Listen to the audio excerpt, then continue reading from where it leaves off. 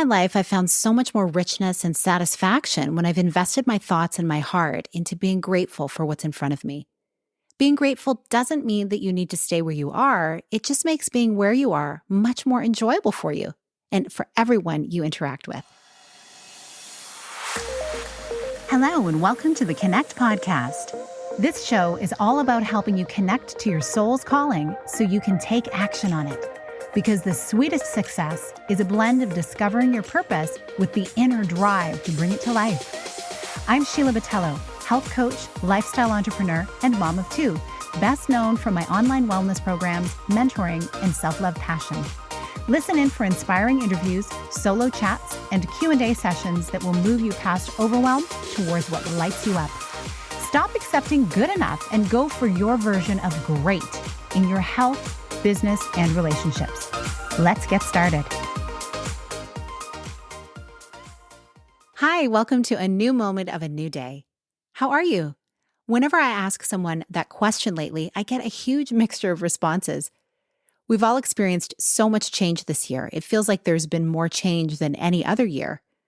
So when you think about how you're doing, your brain needs to filter through all the change and transition to get to the answer.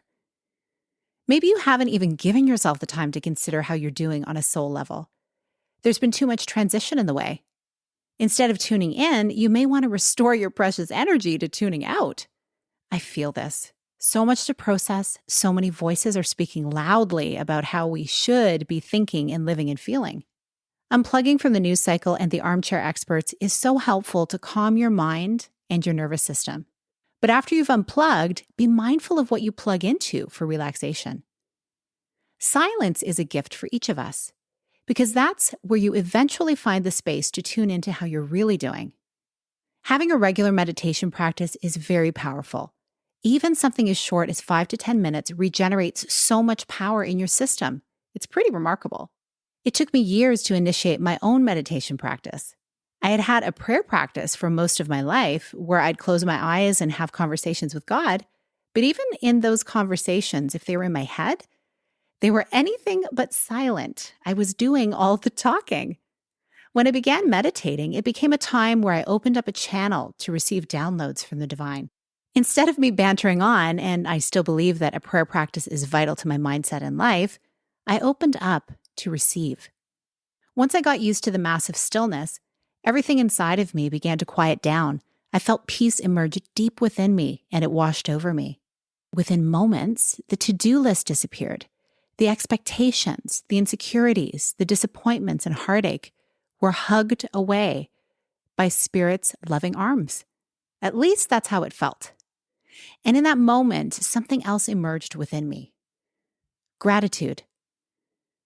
My mind and heart began to be directed to all the goodness in my life, the things that were working, the goodness all around me.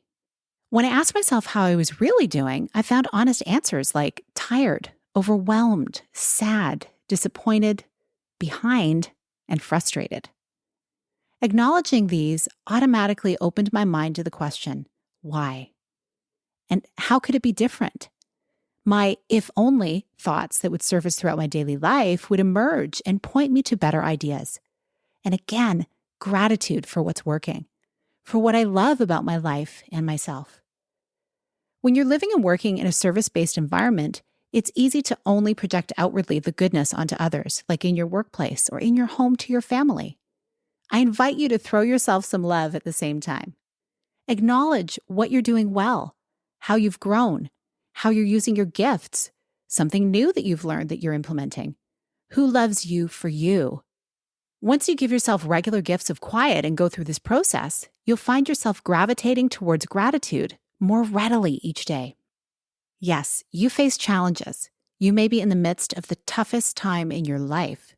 You may not know how and if you'll ever find a change. And yet you're here. You're listening to this and have come this far in this recording.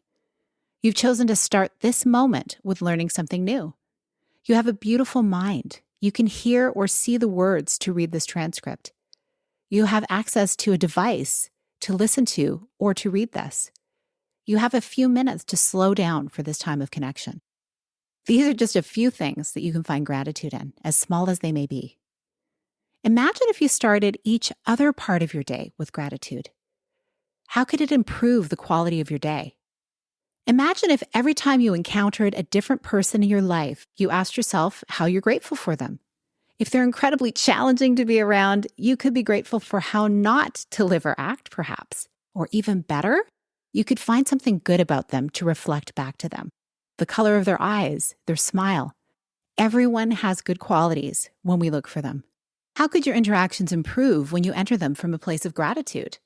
In my life, I've found so much more richness and satisfaction when I've invested my thoughts and my heart into being grateful for what's in front of me. Being grateful doesn't mean that you need to stay where you are.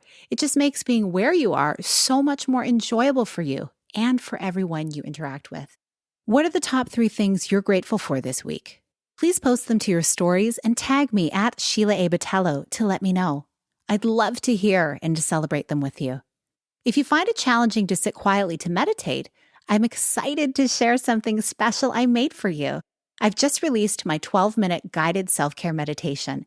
Listening to it will help you practice getting still and tuning into your body so you can give yourself more of what you're truly needing on a soul level and in your health, career, and relationships. You can find the link to it in the show notes listed with this episode. I can't wait to hear what you think of it. Thanks for being here. Watch for Wednesday's Q&A episode number 35. In it, I'll be sharing about how to access joy to uplift you during times of grief and loss. I'm coming up on a special anniversary that has me pulling out some of the tools and practices that have helped me through difficult emotional times. I look forward to sharing and hope you'll join me. See you then. Thank you so much for being here with me on the Connect podcast. If you like this episode, please share it with someone you think would enjoy it. Also, if you head over to iTunes to leave a review, I'd be so grateful. Let us know what your favorite parts were and what you'd like to hear more of. It will help us have a greater impact, elevating many more people to grow and succeed together. See you next time.